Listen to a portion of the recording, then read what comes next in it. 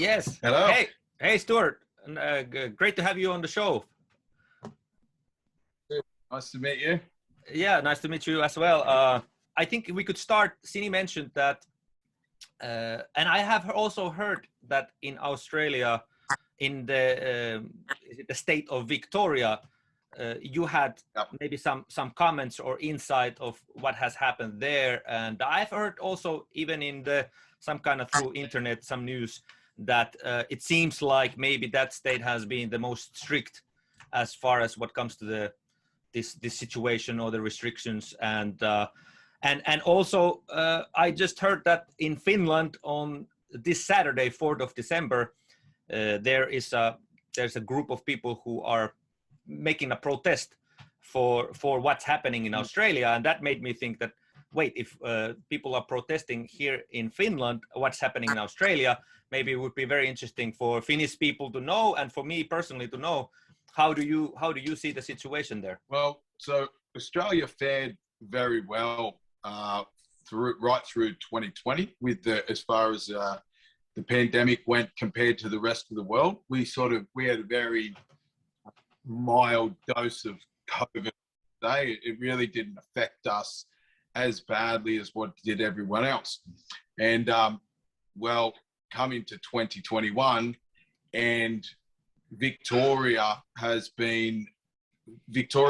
Melbourne is in Victoria, so we have states that are the same as the United States, I guess. We have New South Wales and Queensland and Victoria, South Australia.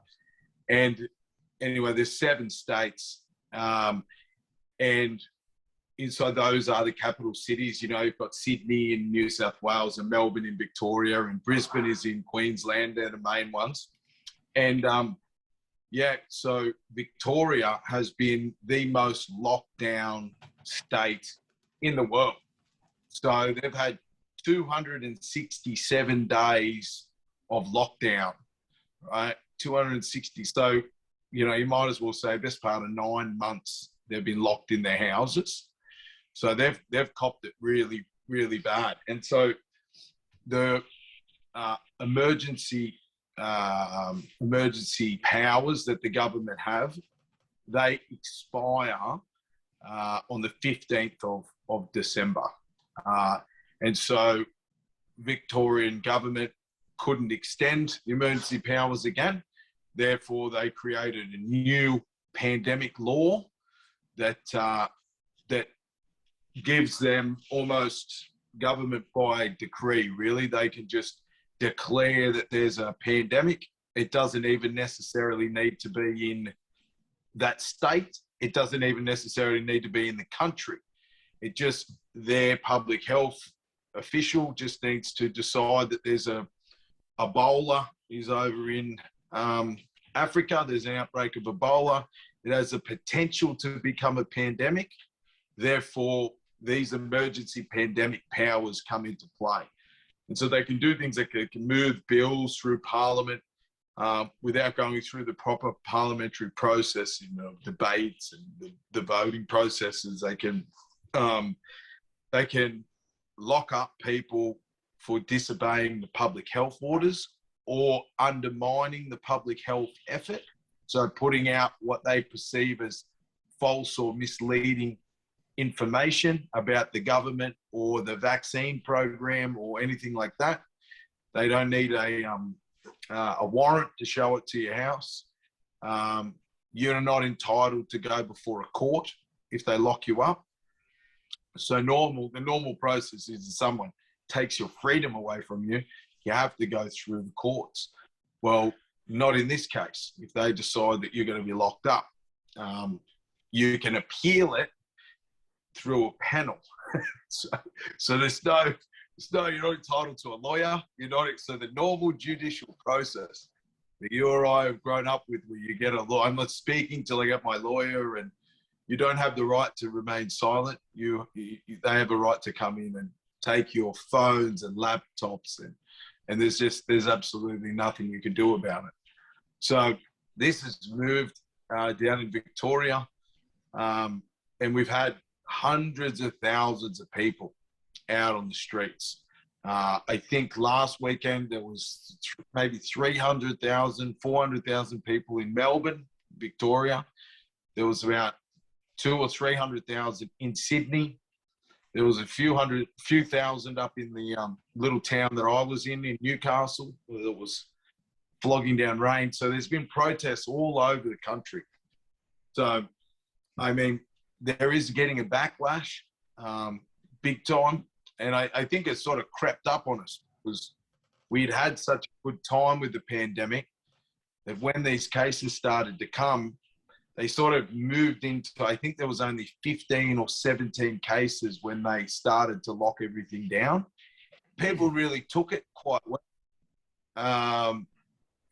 But now they've broken, right? People have snapped now. So the Australian people are out on the street in their hundreds and thousands every weekend.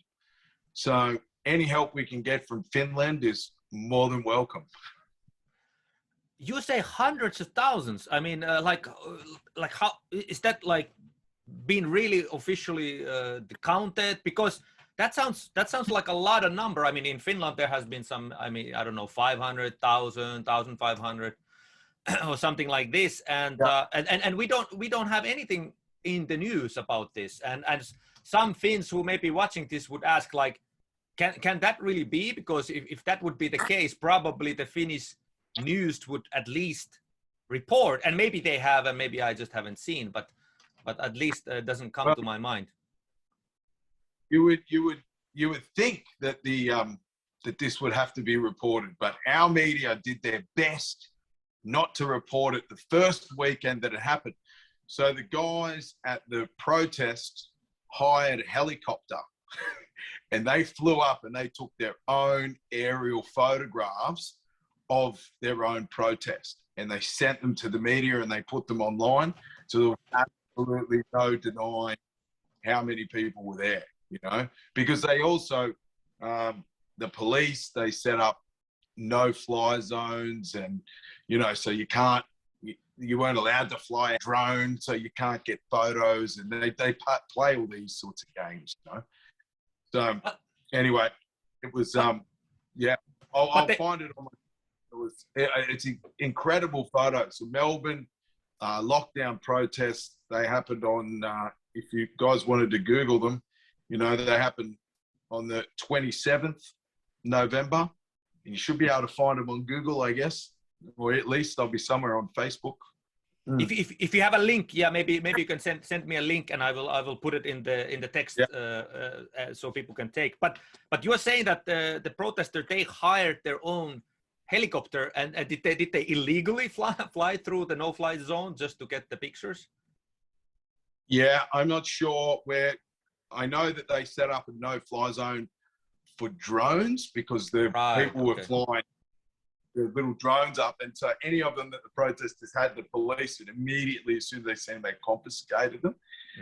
They doing it in Sydney as well. Sydney doesn't have as good aerial photographs as Melbourne because it was they hired a full-on helicopter, went up proper helo and went up and took the photos. But I'm amazed that there wasn't more footage of this all around the world. Like there was, you know, these incredible numbers of people. You got to think there's 25 million people in Australia. 5 million of them are probably kids. 5 million are old people, you know, they can't get out on the streets. You're talking out of 15 million people, there's nearly 1 million of them on the streets marching, you know. So it's huge numbers. That's huge. So what comes to my mind is that what you are saying is that it's maybe not just people who believe in conspiracy theories who are out in the streets, is what you're saying. I think we're well and truly beyond that point. I think that what is breaking people is the fact that we're treating this virus as if it's the same for everybody, and it's quite clearly an old person's disease. You know, other people get sick, yes, but more or less, the people that are killing, I think the average age in Australia, at least, is about 84. Well, we only live to 83 in this country anyway. So the average age of people that are dying, they're in nursing homes, they're extremely sick anyway, right? And we are going to, they're talking about mandatory vaccinating children. And I think that is the point where people are going, hang on a second, wait a second. And I know a lot of people, I met a lot at the protests the other day when I went up and did my speech. A lot of people come to me afterwards that had adverse reactions. Their family members that had adverse reactions to the vaccines. They're getting fired from their jobs if they're school teachers or nurses. I mean, why would we be sacking nurses in the middle of a pandemic because they won't get a vaccine? They've worked for the last 2 years without this vaccine in the worst of the pandemic, and now get to this stage and we're firing nurses, we're firing firefighters, firing police officers, we're sacking teachers, right? So there's all this massive array of people that are at these protests that are being fired from their jobs as well. So, yeah, I think we've gone beyond the conspiracy theory point now to just your ordinary mum and dads in the street are now getting affected. So I'm not sure what your rules are. Are all your nurses have to be vaccinated and your police officers in Finland? I think in Finland there's this, I'm not exactly sure, but I think there is a talk about bringing this kind of maybe mandatory vaccination for nurses and healthcare workers, but I don't think it's here at the moment, at least. But yeah, there has been some news about this kind of idea that I think I saw who is one of the leaders of European Union, Ursula, I forgot her last name, who I think in some speech said that we have working vaccines that are doing very good, but in the EU region there's 150 million who hasn't taken them. And I think she said that she thought she would never come to this kind of thought process to think that we should open the discussion in EU to have this kind of mandatory vaccination policy being implemented. I guess that's what I understood from one of her speeches. But at the moment, I don't think. I mean, at the moment, I don't know that there is a mandatory vaccination. But you are saying that how has this developed there? Has this kind of at what point did they start to think there that, okay, maybe we should have a mandatory vaccines for healthcare workers? I also personally know that I interviewed one lady who's a healthcare worker, and she had said some of her opinions on Facebook, and she claims that because of these kind of critical points of view, she was fired because some of her colleagues told the leadership of the hospital or something like that.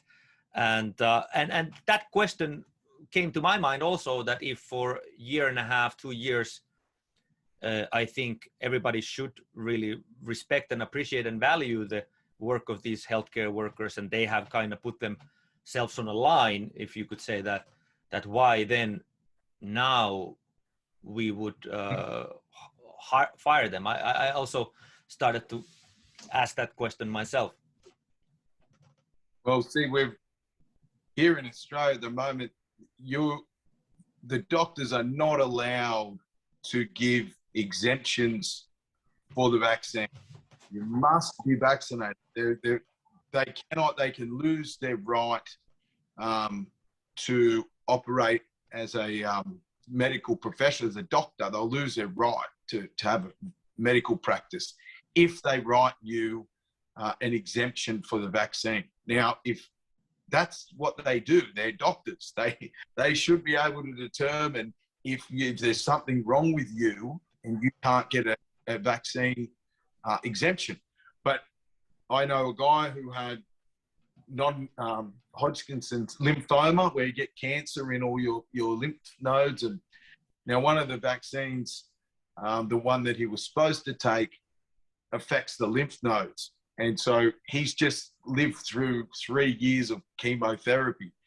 And he said, I don't want to this to stuff my body up. I've come good again. I'm healthy. And his doctor said, there's only 2 reasons I could write you an exemption. And one is if you're going through chemotherapy right now. And the other thing is if you're going through some sort of dialysis for your kidneys. Other than that, you must take the vaccine. You have to take it. So they're preventing us from going. They haven't got to the point where they're actually showing up at your house and forcing you to do it, but they're preventing you from going about your normal life, right? You're making it very difficult.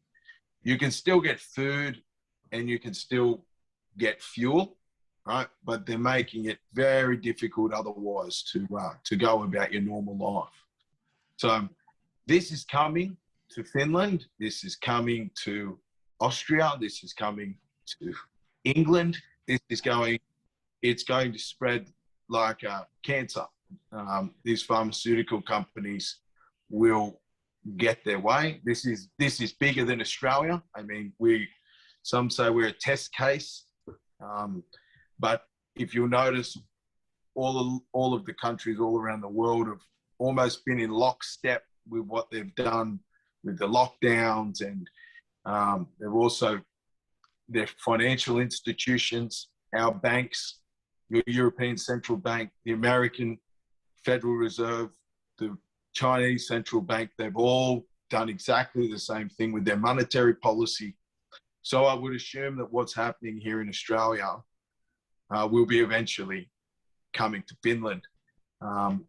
They're getting some pushback, I noticed, from the Italians. The Italians are not happy with their vaccine passports that they have to have, because that's what we've got at the moment. We have vaccine passports that we have to show when we go to move anywhere. So if it's not in Finland yet, it'll be on its way. It'll be coming. Yep. Yeah, well, I would like to touch on that. You mentioned that the doctors don't really have the full capacity, perhaps you could frame it that way, to think and to make decisions to what they themselves think would be the best protocol for a particular patient. And so that begs the question that what you're saying then is that these that politicians and those in power who decides, they kind of then take the position that they will know better what would be the best for a person's health better than the doctor. Your private doctor, that's right. So there's it's also, they've forced the nurses to get vaccinated. And I know there was a lot of those guys that weren't impressed with being vaccinated, and I also know that the nurses, there's been a lot of adverse reactions to these vaccines, and they're being told not to talk about it. They're not to talk about it, and if they talk about it, then they're at risk of losing their jobs. So call it a conspiracy, call it whatever you want, but I have a real problem with them doing what they're doing the way they're doing it.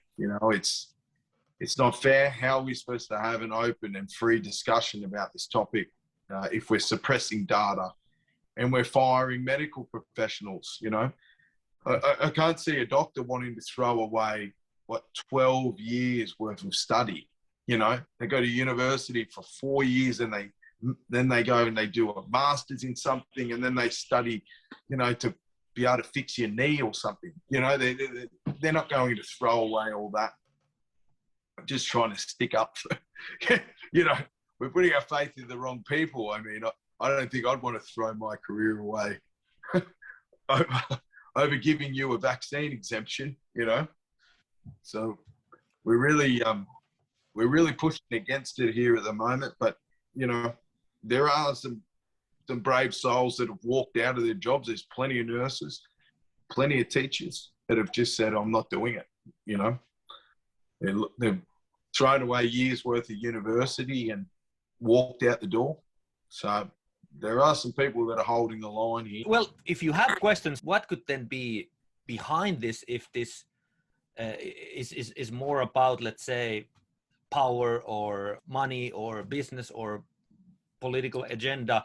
And with that question, I thought I would like to ask, I saw some kind of theory or some kind of, I don't know where I saw it, but I saw something to the effect that maybe China was bringing some kind of help in terms of some kind of police or military help to kind of control the situation in terms of the riots or protests that's happening there. I saw that somewhere. I have no idea whether that's based on anything or not, but what do you think about that? And what do you think about what's then happening if it's not about the kind of health of the people?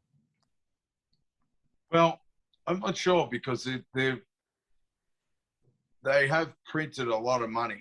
if I had to guess anything, I'd say that there was a financial problem going on in the background that you and I can't see. You know, similar to the 2008 housing crisis. I'd say there was something going on in the background. There was a need to inject money into the system.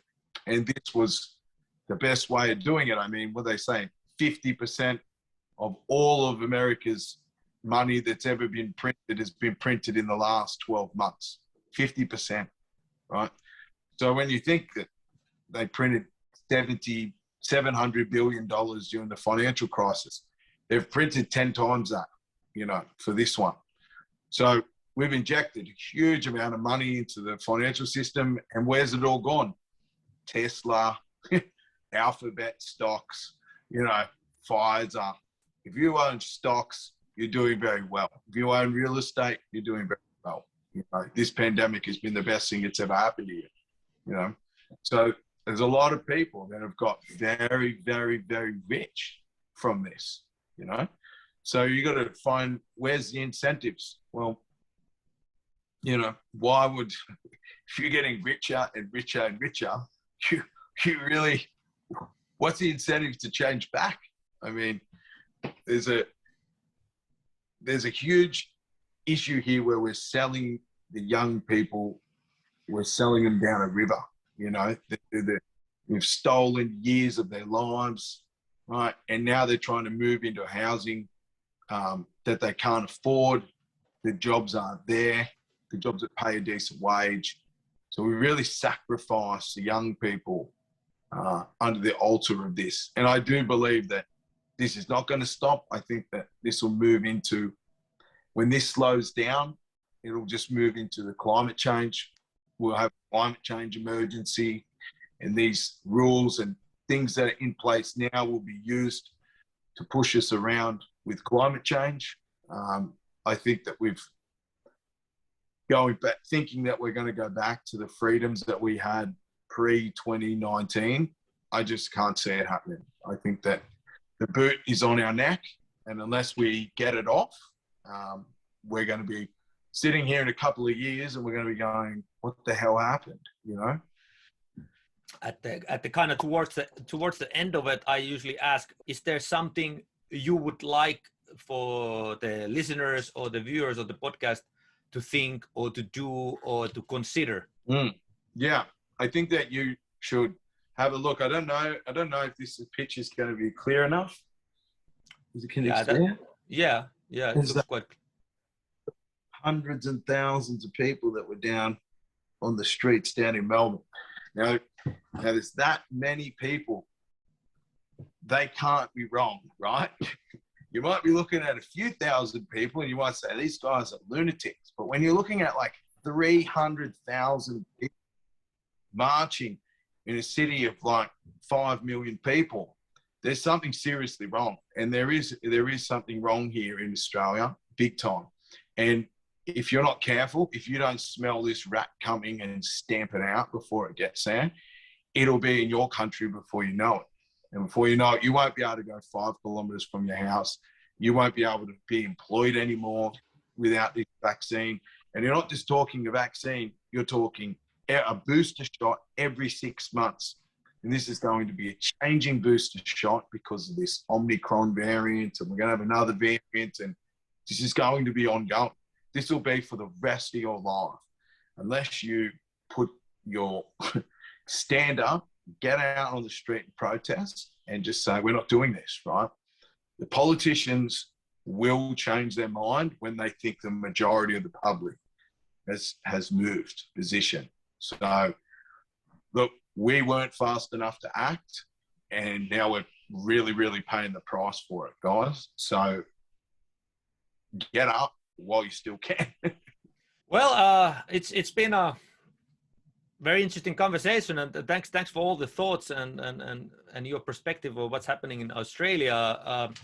Is there any last words you would want to say to the Finnish people? I think there's a protest, like I said earlier, on the 4th, I think this Saturday, on the 12th of 2021 that we're talking here.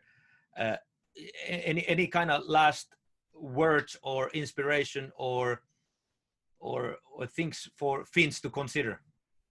Yeah, no, I'd just like to say to the guys who are going to show up, I know it's really cold this time of year, and it's much appreciated by the people that are down here. I'll make sure that people find out about what you guys are doing, and you got to more think you're doing it for yourself as well, because I'm telling you that this is coming. It's coming faster than you could possibly imagine.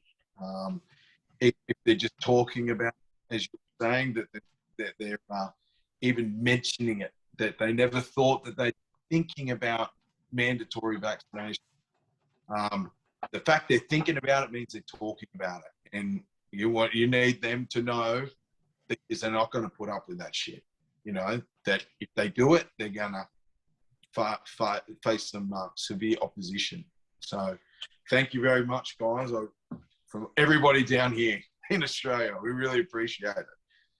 Yeah, actually, one last thought that came to my mind. There was another Finnish a journalist who has this kind of website, positv.fi, who actually was interviewed by one of your, I think, Australian, I'm not sure if he was a journalist, but I will link that as well, because as a last thing, I thought maybe you can send me some links, or if there's anything you would want to link into the text portion to kind of for people to maybe view or see. Of course, we will link the video of the protest itself. You said about Melbourne, you have footage so people can view it and thought and judge for themselves what has happened. But if there is any other kind of videos or interviews that has come to your attention that you think could give some larger perspective or different perspective on what's happening, is there any kind of final links or videos you think would be good to watch? Yeah, so I'll throw a few up, but you're never going to hear the truth about exactly what's going on down here, and so and likewise, we don't hear exactly what's happening up at your end of the world. I mean, I especially notice it with the climate change talk when I travel from Finland and they're talking about Australia burning to death, and we get home and it's just a normal. Or here they show us that, you know, Finland's covered in snow, the worst winters in the world, and you go over there and it's just your normal winter, you know. So we're talking about each other, but nobody actually knows what's happening because the media won't tell us the truth. So I'm not surprised that you haven't heard about the protest, but I will put some links. I'll put some footage from the Melbourne protest.